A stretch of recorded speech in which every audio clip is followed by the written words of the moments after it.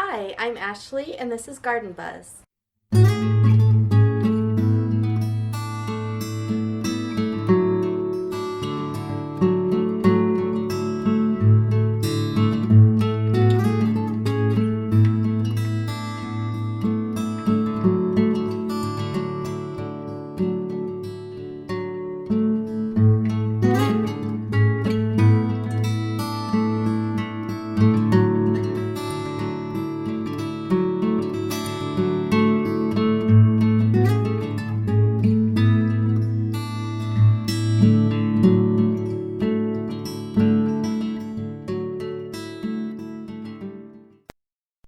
Today we're going to harvest some carrots from my garden to make a carrot bundt cake. I grew 3 different kinds of carrots this year. One is called an imperator. It is a long, slim carrot. And then I've got one called Chantenay. It is more of a short, plump carrot.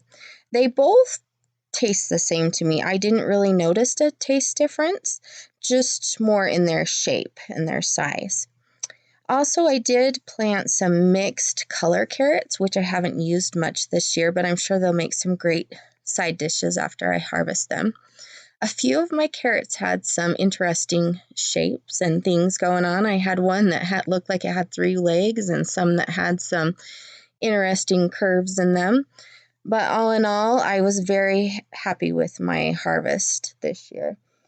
A tip I could give you is this year, I took a plate and spread my seeds out on it, and then I poked 1/4 to a 1/2 inch holes in my dirt and just dropped a few seeds in each one. That seemed to work a lot better than what I did the year before, which was I just took my hand and I uh, just ran it across the dirt all the way from one end to another that made about 1/4 to a 1/2 inch long slide and just dumped the seeds in there.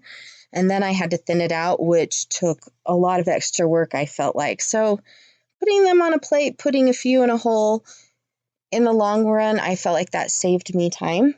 These carrots both have about a 75-day maturity date.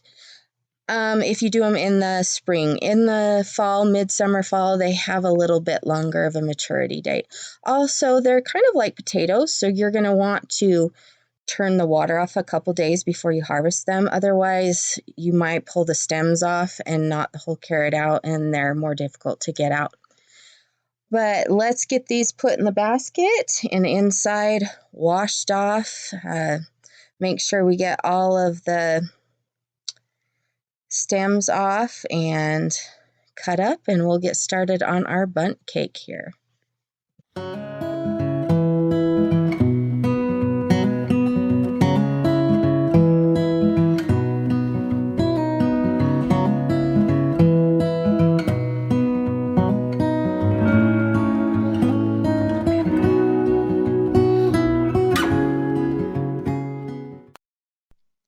Next, we're going to peel the carrots. So I was thinking when I was peeling the carrots, why do we peel carrots? Is it necessary? So, of course, that night I thought I'd look it up, and everything I read said it's not necessary to peel carrots. It is necessary to scrub them and wash them off because they grow inside the dirt and they've got soil on them, which also could have like fertilizer and chemicals in it. But as far as the peeling goes, it's not a necessary step. A lot of people do it because the outer part of the carrot can be tougher, so they'll take it off. Or, for instance, some people do it and don't wash the carrot. I've seen that too. I actually wash them and peel them. That's the way I was taught, so that's the way I just do it. A few people said that it depends on what you use them in, what kind of a dish you use them in. I heard that if you're juicing them, using them for carrot juice, that you don't necessarily have to peel them, which is kind of what I do. I do not shred my carrots when I do carrot cake. I like to put them in the blender. I don't like the consistency or the texture that you get when you shred them. It reminds me of coconut strings and I'm not fond of that. So I blend them all up because you still get that carrot taste, but you don't get the strings. So you'll notice that that's what I'll do today. After I did peel them, though, I did cut them up because I am going to put them in the blender, and it's too much for the blender to handle if you just leave the carrot whole. Also, I do use a little bit of water when I blend them up. If I don't, they don't blend easily, which is okay. It doesn't do anything. The amount of water I use doesn't seem to affect what my carrot cake tastes like or ends up in the end as far as texture goes. So let's get these all cut up and put in the blender, and then we will get the other ingredients out and get going.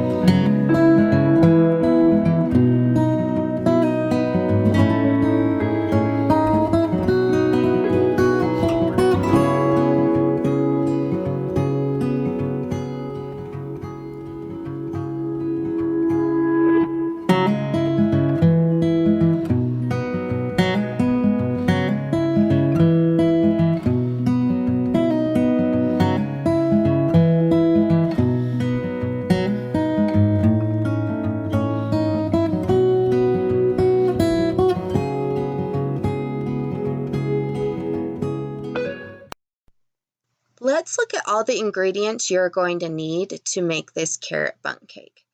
First, you're going to need the 3 cups of carrots, either blended or shredded, depending on what your preference is. Then you're going to need 1 teaspoon of salt. Along with that, you'll need 2 teaspoons of ground cinnamon. I always like to throw a little extra in there. I also have 4 eggs, fresh from our chickens. On the other side here, we need 2 teaspoons of baking soda, 2 cups of sugar, 2.5 cups of flour, maybe a little bit more depending on what the consistency of your batter is, and 1.5 cups of oil. First, I'm going to add the sugar, eggs, oil, and carrots, and I'm going to mix those up very well.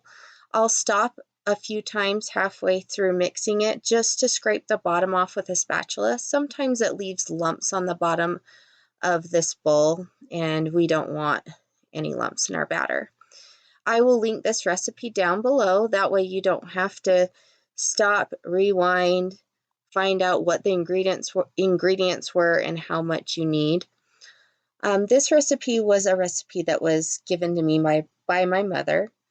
And I'm pretty sure it was given to her by her mother.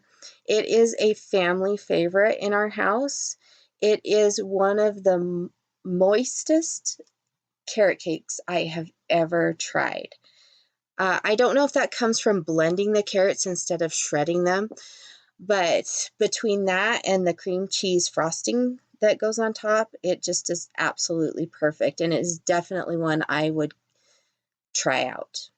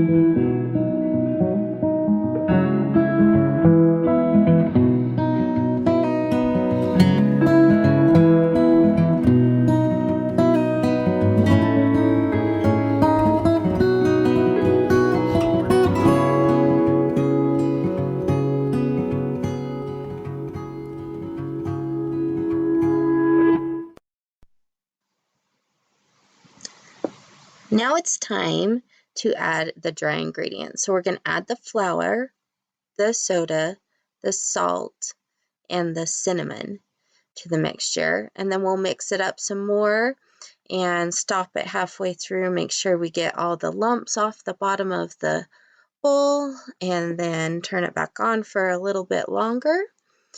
I was looking up what the purpose of sifting flour is. I never grew up watching my mom do it, so I didn't think it was important, but there are some benefits to it. It keeps the flour consistent throughout the mix, so you don't get any lumps of flour that might just be in your container or in the bag. Also, I read that sometimes if you do not sift it, your batter or your cake can be too dense, and it also might sink in the middle when you're baking it. So those are some benefits. I really don't notice that a whole lot, but there are some times that my cakes sink in the middle, and that could be why. So I don't sift it today, but that's really personal preference. It's up to you. You can do it or not.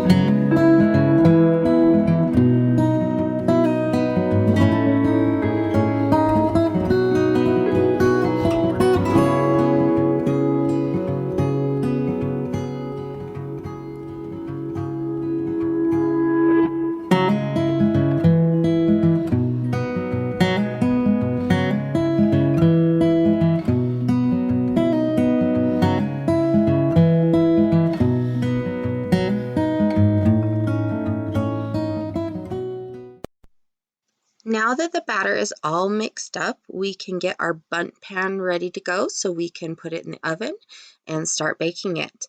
I like to use butter to grease my bundt pan or any kind of pan that I bake in. I really don't have a specific reason why. Some people use spray, they use a pan spray, or they use Crisco, but I just prefer butter.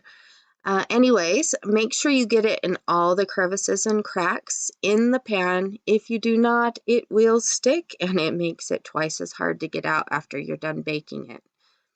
Also, I use flour, so I sprinkle some flour in there and I'll go over to my sink and knock it out so it gets all over the sides and in the middle. And after that, I will pour the batter in. We're going to bake this at about 350 for 40 minutes. That time is going to depend on what kind of oven you have. I check it by filling the top of it when it's in the oven, and if it springs back, it's ready to go. If it feels mushy, it needs some more time. I also use a toothpick, and if it comes out clean, great, you can take it out. If not, and it's got batter on it, it needs longer. Now that we've got the flour in, we're just going to pour the batter in and put it in the oven, and we can start making the delicious cream cheese frosting. When I make the cream cheese frosting, just so you know, I don't have exact measurements. I kind of eyeball it and taste it here and there to see what the consistency is like, if it's got enough sugar or too much cream cheese. Then I add, a little bit more of this and that depending on how it tastes. So we got the butter, we've got the cream cheese, we've got the powdered sugar, vanilla, and of course heavy cream. So we're going to start by putting, I just use the cap, maybe 1 or 2 teaspoons of vanilla. And then we're going to use the cream cheese. Make sure it's soft. If it's been in the fridge, it's going to be too hard and it won't mix well.